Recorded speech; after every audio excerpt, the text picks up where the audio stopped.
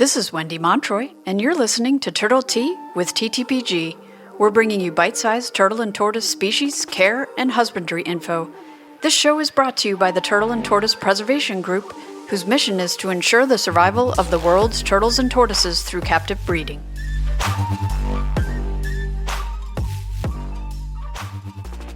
All right, today we are talking to Raul Gonzalez about bog turtles, or Glyptemys muhlenbergii.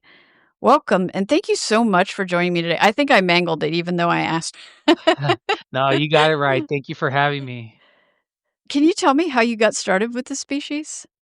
Just by chance. So, years ago, we're talking about 10 plus years ago, a gentleman from Florida moved to Texas. And by chance, he moved near my hometown. He still did reptiles back then. And he moved all his animals, all his whole reptile collection down to South Texas. And I worked for him for a while. And then we became partners for a minute, importing and exporting reptiles. And just by chance, he had some animals that he got back on loan. He was kind of getting out of the business. He transferred from reptiles to birds, or switched over, not transferred, but he switched over to birds and keeping parrots. And he just gave me an opportunity to work with them. At the time, it wasn't a turtle in my radar. It wasn't a turtle I thought of, but I ran with it. Once I got the opportunity to have a few, I jumped on them and kept them. And it's been a long journey. There's been a lot of ups and downs. But it just started by chance with somebody, bumping into somebody and meeting somebody that had them that, I would never thought they were around. I didn't even think that people kept them, and sure enough, they are. Yeah, you really don't hear that much about them. I think because they're not very common, and Yeah, not very common, and there's a lot of eyes on them. That's a big yeah, since it's a U.S. animal. They're very or they're critically endangered. I mean, there's a lot going on with them, so definitely there's a lot of eyes by the federal government. I'm sure they keep tabs on who has them, who doesn't, or who's working with them and what they're doing with them, and it can be a little bit stressful, I guess, thinking about that yeah, or yeah. I could see a lot of people just not wanting to deal with that. headache. Yeah, it could be a nightmare situation, or just having something questionable and then not being able to respond or provide the answers or whatever it is they come up with. It's you know, I could see people just not wanting to have that kind of a reach. Yeah. So Well, let's take a quick look at their natural history. I think part of the problem is that they are so endangered and the fact that they're a native species. yeah, yeah, no, and then I think, from my understanding, if I recall that, they used to be a lot more common. Now everything's been fragmented. There's even, every state that every where they naturally occur, they're protected, right? I think Maryland was Yeah. the last state to protect them back in 98, 99, I think. But other states had them already protected way before. And then everything's been, from what I read, they're just small pockets. Populations are, very small or no longer connect to other areas or so forth. Yeah, I think there's a northern population and then a southern population, and they're completely separate. They don't Okay. join at all. And their size has got to be an issue as well. The fact that they're like the smallest North American species, I'm sure that makes them really attractive to people. They do. I believe so, right? So I do see that people can get enamored with something small and with such Uh-huh. personality. They have a big wood turtle personality in a small package, but they're not the smallest. I mean, they are small. I got some fairly large animals that are about almost the same size as a spotted turtle. Um, Okay. but they are small compared to other species. I definitely would say the smallest turtles go to maybe musk turtles or some mud turtles, maybe a three Okay. stripe or stink pots, but they're definitely small. And yeah, that there's an attraction to them. One, because of the personality. Two, I'm sure the rarity or the ooh ah Yeah. factor is what makes them really sought after. But I don't believe poaching is the biggest problem, because obviously I think if people poach them, we know people or we know somebody who have them. I mean, I would think words get around, right? That somebody has them Yeah. that we didn't think had them or so forth. I think it's They're more, rare enough and it's such a small community. Like, I think, yeah, Yeah, Yeah, the guy that keeps him is a turtle guy. It's not gonna be some dude that just finds it. It's gonna be a turtle just a keeper that keeps rando. them. Yeah. So I think the biggest threat is urbanization or, destroy natural habitats to build a shopping center, put a parking lot. I think that's the biggest threat. Yes, I'm sure poaching and pet trade type of scenarios do hurt, hurt the population, do affect them.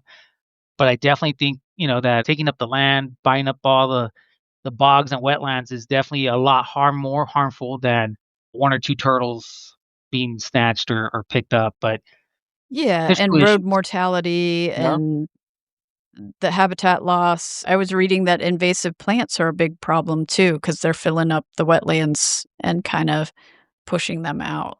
Yeah, I read this is some time ago where I guess they use cattle, right, or grazing animals to eat the grass Uh-huh. to give them. I guess they either eat some invasive plant or they eat the grass to allow for the turtles to be able to still have wetlands or bask. I don't know. It's been a while, but I'm sure they did something like that where they would allow, or they're found in cow pastures, something like that, where the cows, eat the grass and they live in the same kind of habitat or they use the same habitat. But it's definitely. I didn't know about the plants, but I could imagine, yeah, if there's something that's eating up or taking up all the water and overtaking the natural plants, it's gonna definitely affect them. Yeah, I didn't even think about that. I came across that while doing research, and I was like, "Oh, man." Like, that came up recently with the Galapagos tortoises as well. I was talking to Jason and Tara, and they said there's, like, a briar on the islands that's taking over, and they can't walk through it. Oh, So, wow. like, you don't even think about plants can Yeah, actually affect a population as well. It's crazy. yeah. All the little things add up. Yeah. So, what's the legality of keeping them? Are there only certain states where you can keep them? Or So they I know they they're they ESA came listed, so what kind of restrictions are we looking at? so from what I'm aware of, ESA animals cannot cross state lines, and then Okay. these animals, obviously, all the states that they naturally occur in they're protected, and now maybe some rescues, maybe some people from those states have permits, right? But, obviously, they haven't gotten the animals or the DNR doesn't provide them with any animals. I'm assuming if you give one person one, you gotta give all the other people that have the permit or have, like, asked for them to, Yeah. that kind of stuff. But, so if you live in a state where somebody has them and they're able to produce them, you can only buy in state. Now, I could gift Okay. them to people out of state, obviously, no monetary, money exchange, no value, no commercialization. And, maybe one day when there's enough of them that I produce or that we all get to maybe do a group, a muhlenbergii group, where we can try to get them out, but that's far and long in between, right? That's just it's not gonna be easy. They And don't. Go ahead, sorry. I would guess that there is enough of a demand that you would have enough people in state that would just snap those up if they were Thus available. far, yeah, there is always a list or always somebody reaching out asking for them, but they don't produce a lot. They're not like spotted turtles where they lay 4 clutches of, 3 to 4 eggs. If anything, they lay 2 clutches, max is 4 eggs for me. Wow. Minimum is 1, right? And it always seems like the second clutch is never as good as the first, but that's maybe me, maybe I'm doing something wrong. But yeah, Or there's maybe never they're enough. out of resources at that Yeah. point. Yeah, and I mean, and it's a small turtle. If you see if you go through my Facebook album, there's a photo where it's an X-ray of a female with 4 eggs, and you see the size of the eggs compared to the shell, and it's like, man, where does she cram all the food Where that she eats? Yeah, yeah. like so. And I think I've this year I had fatigue, or maybe every year I bred them. Every year I got eggs. This year, my female that lays 4 eggs only laid 2.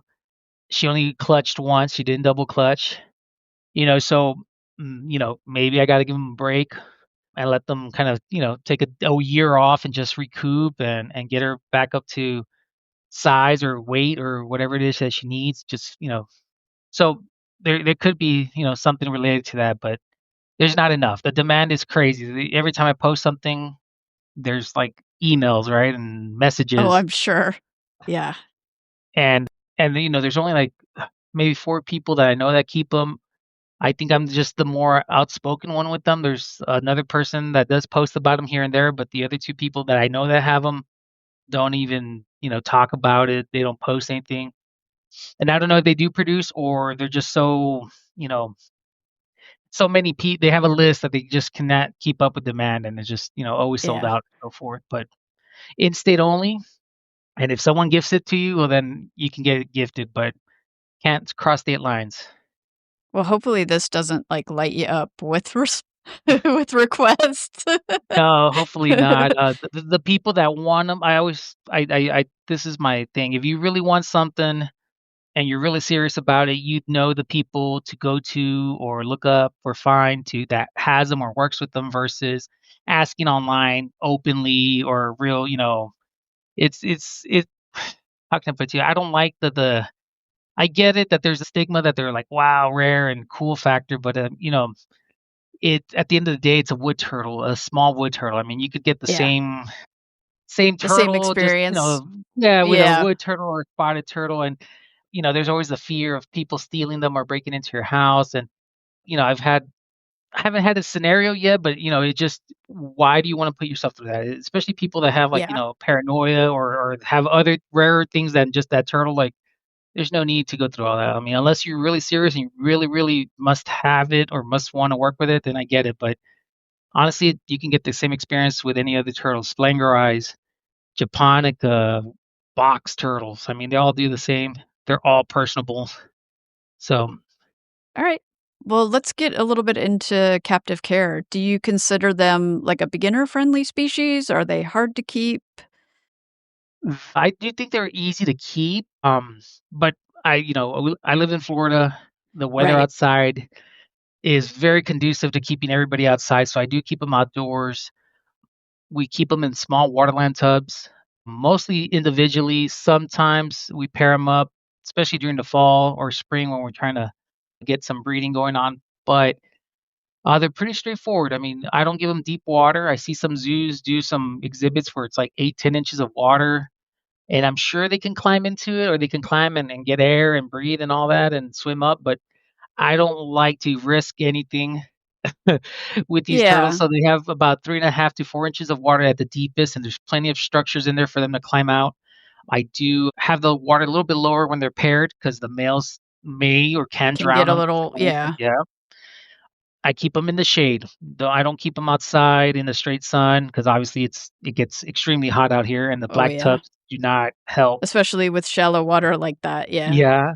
So they're kept in dapple lighting, and then where they're set up, the sun in the morning comes out for about an hour or two and hits them. And if you go outside around 10 a.m., they're outside basking for a minute, and then the rest of the day they're hunkered down or hiding. But I do think they're straightforward, easy to keep.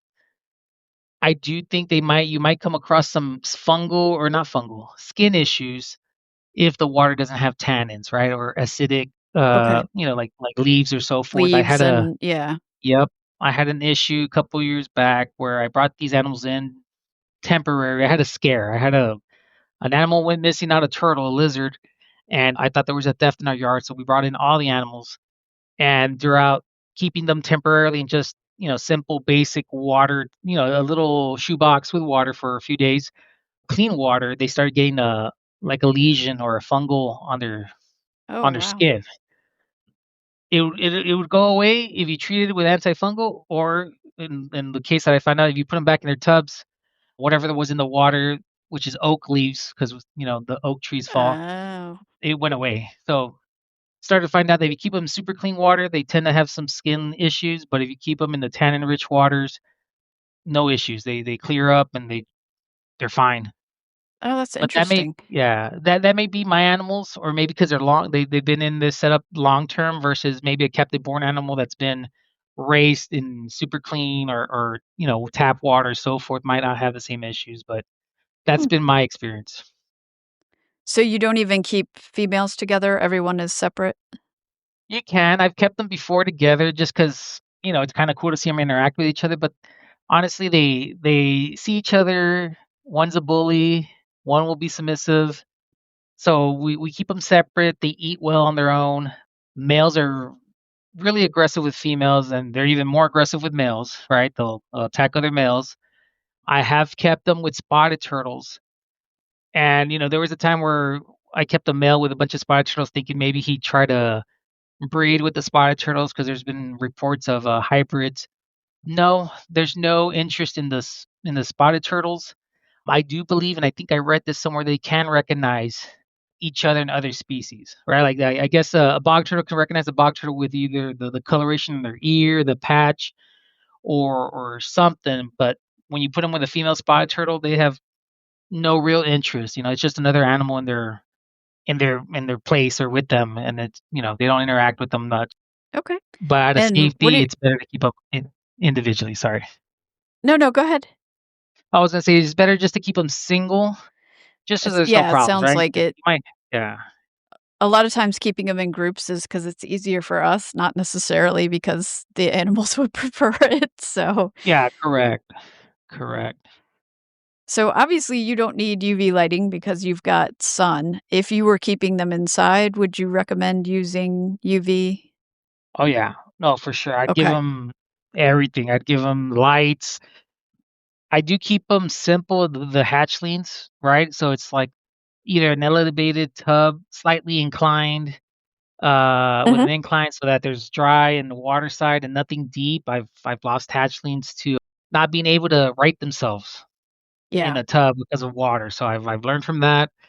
I've lost a hatchling to, at one time I wanted to be natural and add some duckweed and give them some greenery and the duckweed, the water tension that I guess it holds.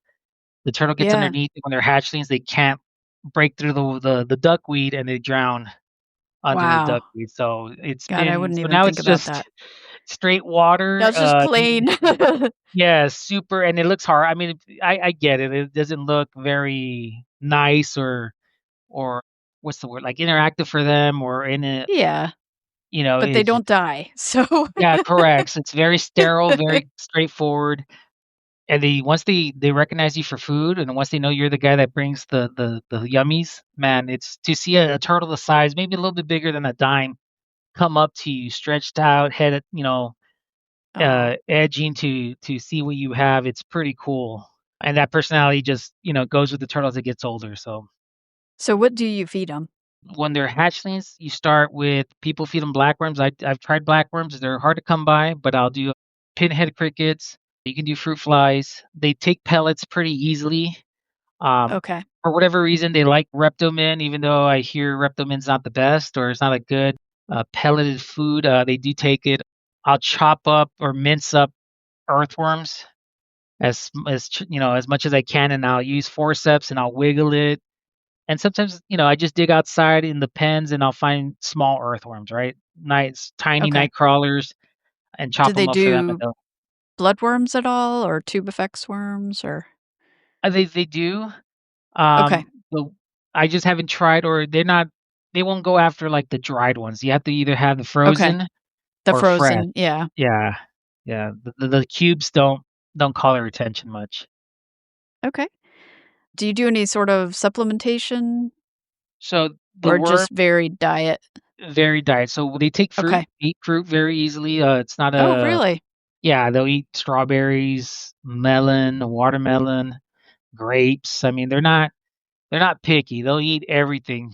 Shrimp, fish. The adults, babies, of course, I'll smash a blueberry or, some kind of fruit and make it small enough for them to try to nibble at, and they will, but they're not as enthusiastic as they are with live foods or carnivorous, meats. Okay. So they would prefer, like, I the As insects babies, or yeah. I think as babies, yeah, yeah. it draws their attention, right? Seeing something move, Yeah. mosquito larva, tadpoles, it definitely draws their attention. But once they get older, man, anything goes. The adults, I'll feed them quail, baby mice, and of course they're not eating this whole; they're tearing it apart, and Right. Because 'cause they're pretty little. but yeah, yeah, but they will, and they'll try to overpower any little live animal. I've seen them somehow. They got an anole one time, a brown anole that was in there. Oh, Um, those are quick too. Yeah, so I'm sure that Noel either fell in the water and couldn't somehow get grip to get out, and they snatched it, and I've seen them unfortunately tear up a toad, a little wood toad that somehow, I guess was in the plants, and yeah, they're savage. They're pretty savage for little turtles. Yeah. Yeah. So are they shy or are they pretty interactive and Indoors, if you keep them indoors for whatever reason, I guess they're very interactive. They see you, they stretch out their necks to look at you, they come up to you, they beg for food. Once you put them outside, they kind of still do that, but they're more shy. They get scared more easily. The sun, natural lighting for whatever, the natural UV from the sun changes them or makes animals, kind of more, what's the word? I guess they're more They're more alert. cautious. Yeah, yeah, yeah. Yeah. So So, I wondered about that too, because I have guys that come in for the winter and go out for the summer, and it's the exact same thing. Like, they'll sit on their basking platform inside and just watch me, and they don't care. If yep, they're outside, the minute they see me, they're in the water. they go in. Yeah, yeah. And it's the same thing Yeah. though. I'll bring them in like around this time. I start getting them prepped for brumation or hibernation. In Florida, obviously, it doesn't get that cold. So I wait for one of the big, when we have a real hard cold snap, and I'll bring them in. And I prepping them. Basically, I'm waiting for it to get cold enough so that when I bring them in, they go in a box with sphagnum moss, leaves, and water, enough water to cover their shells, and they go in a refrigerator in our salad drawer, and they'll stay there for 2 to 3 months. Okay. Um, right, and that's So, but when like, they're at normal indoors, fridge yeah, temp, like 30, 37 35, or yep, yep, Oh, something like wow. that. I have a refrigerator that one time I guess the setting was off and it iced over. Now, it didn't ice over Oh, completely, but jeez. when I opened the container to check on them, there was ice above, and I did panic, Did you but, freak out? luckily. Oh, yeah. Yeah, yeah, yeah.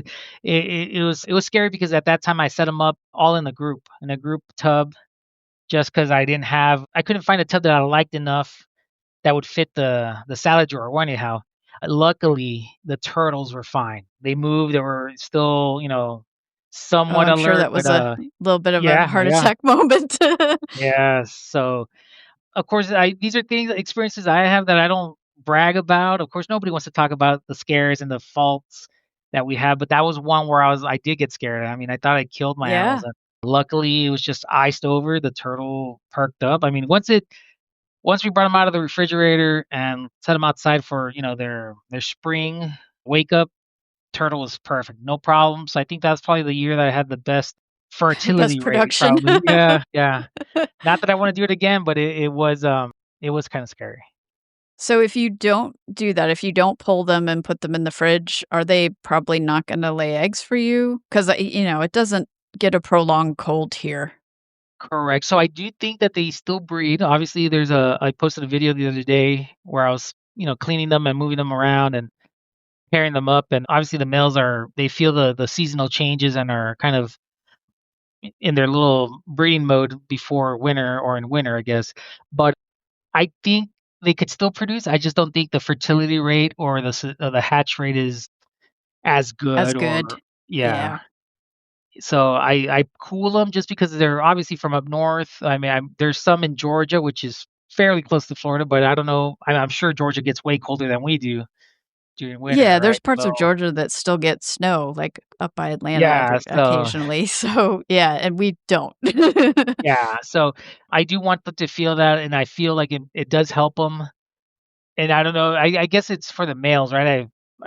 Either I think the consensus is, the cold temps or bringing them down helps them with sperm production. Um, Mhm.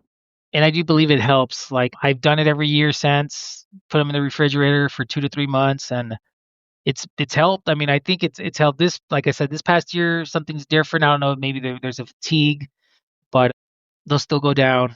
Give them their break, let them go through the process, and then when spring, the first month where it's in the 70s during the day, they'll go back out and start the process all over again.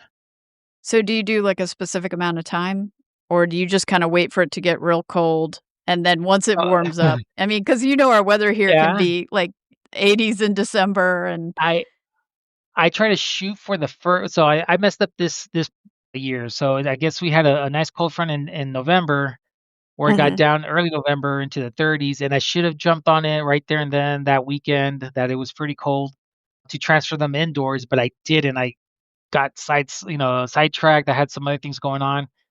So I missed that window. They stayed outside. They still do their thing, but I'm waiting for the next cold front or the next significant cold weather where I can basically just go outside at night. I'll transfer them into the boxes, and then they won't feel, excuse me, no temperature change or no Right, it won't significant be a temperature change. massive drop Yeah, when yeah. I think we're correct. supposed to hit So 40s at night this week, so yeah, and but, that's the I'm the further north. window. Correct. So I wait for something like that, and then at minimum 2 months. Like, I get it, Okay. I get antsy sometimes, and I'm like, "Oh, I want them to start breeding, I wanna have eggs in April so I can hatch them in June," and, now I just know I give them the 2 to 3 months. 3 is what I really push for, and if they lay eggs, and then I'll go from there. But I used to kinda have this thing where I wanted to have them all within the summer and and be able to hopefully catch them all and have animals for fall. Uh, Mhm. but it's never happened like that. They'll lay a clutch in May, late May or June, and then you have to wait 60 days, and then the second clutch comes in about August, early September, and 60 days. So it varies, but 2 months minimum, 3 months is my number. And the weather here is weird. Like you said, 1 month will be nasty weather, and then the next month it's beautiful weather, and then all of a sudden, come early April, there's another front that comes through for Yep. and just to avoid any craziness with the turtles and the weather, I make sure that the weather stays pretty stable afterwards. Yeah, that makes sense. So, basically, if someone's looking to get into them, I would expect that they're expensive. I couldn't even really find anywhere online that had prices listed Yeah. because you're not It finding these on Morph Market, like yeah, it's not unattainable. I've been offered some crazy money, and, sometimes I think back and I'm like, "I should have taken it." When I got these animals originally, I was, this 10 plus years ago, in my head, I was gonna become a millionaire, right? I was gonna make so much money breeding them, and I was Yep. gonna bank and do all this stuff with it. Gone through the ups and downs, the headaches, the hardships, lost animals here and there. I've gotten older, and now as I'm older, it's more of a, if I produce them, if I'm able to get something out of it, make my money back, or get something else I want out of it, then that's my win, right? That's my W, Yeah. as we call it. And I wanna get them out there, right? There's a few people, a few, parks and conservation places that can't get them, or obviously nobody gives them one because whatever, there's a number value to them that they rather get versus giving them away. But I like to get them out there.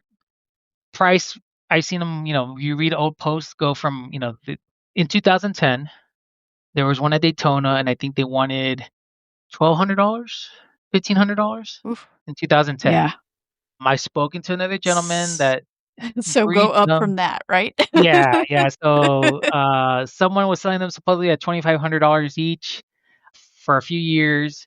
The only animals I've ever sold have been pretty up there. People, when I tell them the number, they just like, "Nah." It's just they don't believe it, or it's just not what they feel is reasonable, and I get that.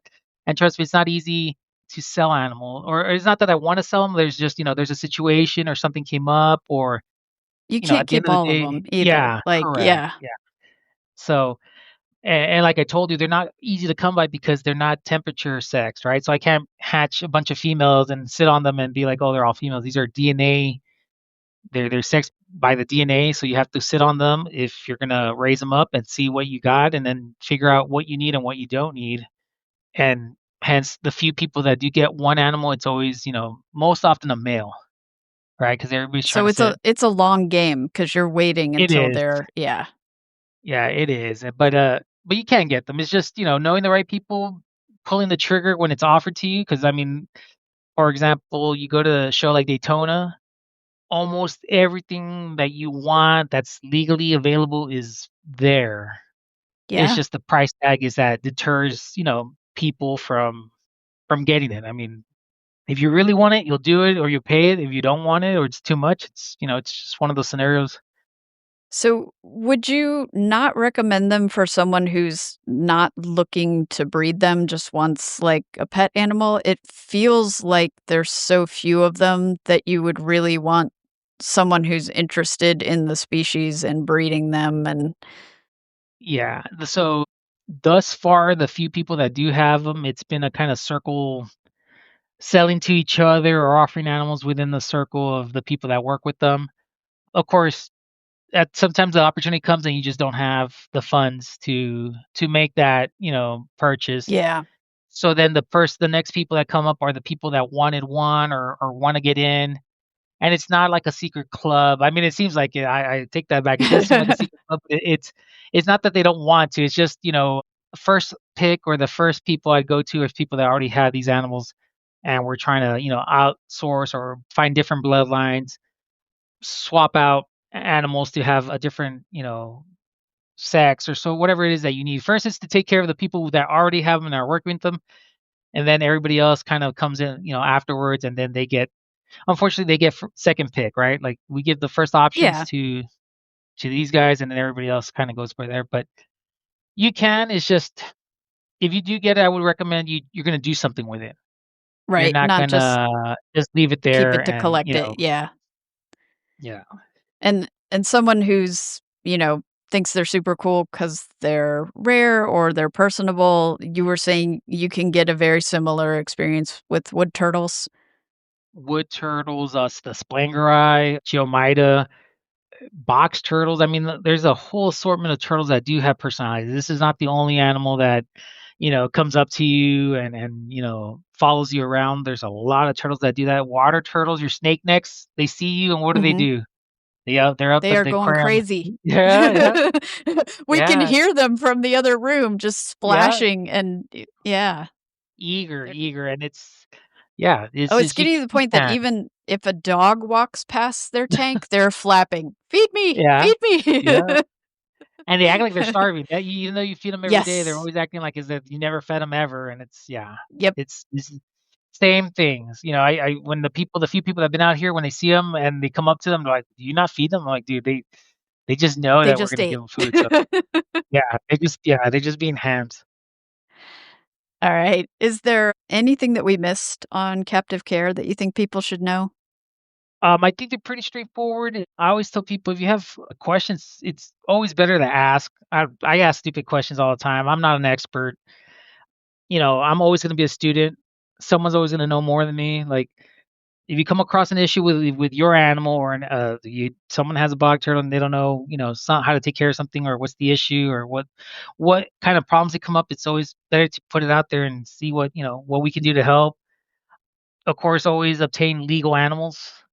If there's Yeah. questionable backgrounds, don't go with it. Pull back because sure those questionable when somebody tells you something questionable or gives you an answer that gives you makes you stop and think, that's a red flag. That's just to me it's a setup. It's gonna bite you in the butt in the long run. I'd So rather if you see them deal for with cheap, then you should for question that, cheap. right? Someone says yeah, or they're like, hey, I came back from visiting my uncle in New York or Maryland or Tennessee and like stuff like that. Just man, that's I get it. You want it. It's there. It's in front of you. But I'll tell you right now, save yourself the headache that I'm sure will come with it if you do purchase stuff like that. And They're I'm out there. assuming, You just gotta be patient. yeah, you could reach out to someone that you know has them and say, "Hey, is this legit?" That too. I mean, there's the circle. It's a small circle, and I mean, I'm sure there's a handful of people that I don't know of that do have them, but they're far and few in between. I mean, there's I Yeah. can count everybody probably in one hand that I know breeds them and they're legitimate animals, legitimate people, and then maybe there's 2 or 3 guys that I've heard or there's a rumor or, whatever, but it's not a big circle, it's very small, so So if anyone has questions for you, where's the best place to reach you? I know we've been directing people to the TTPG group discussion on Facebook. yeah, Is I that mean, they probably could the go best there if they place? wanna yeah, or they can message me directly on Facebook. I mean, Okay. I'm on there all the time posting something, so they can find me there, and then Instagram as well if it's whatever's easier for them. Unfortunately, I don't have every social media, I just do Facebook and Instagram right now. But yeah, they can reach out and, see what I can do to help or what I can provide them. All right, great. Thank you so much, Raul, for joining me again to talk about bog turtles. And for our listeners, be sure to subscribe so you don't miss our next episode. Thank you. Thank you again, Wendy. Thank you for joining us for Turtle Tea with TTPG. Be sure to subscribe so you don't miss out. We're brewing up new episodes twice a month, every first and third Monday. If you have any questions or suggestions for future topics, you can reach me at wendy@ttpg.org or find me on the TTPG group discussion on Facebook. For full show notes, transcripts, and info about our guests, visit turtlet.org. Until next time, keep learning, listening, and loving those turtles.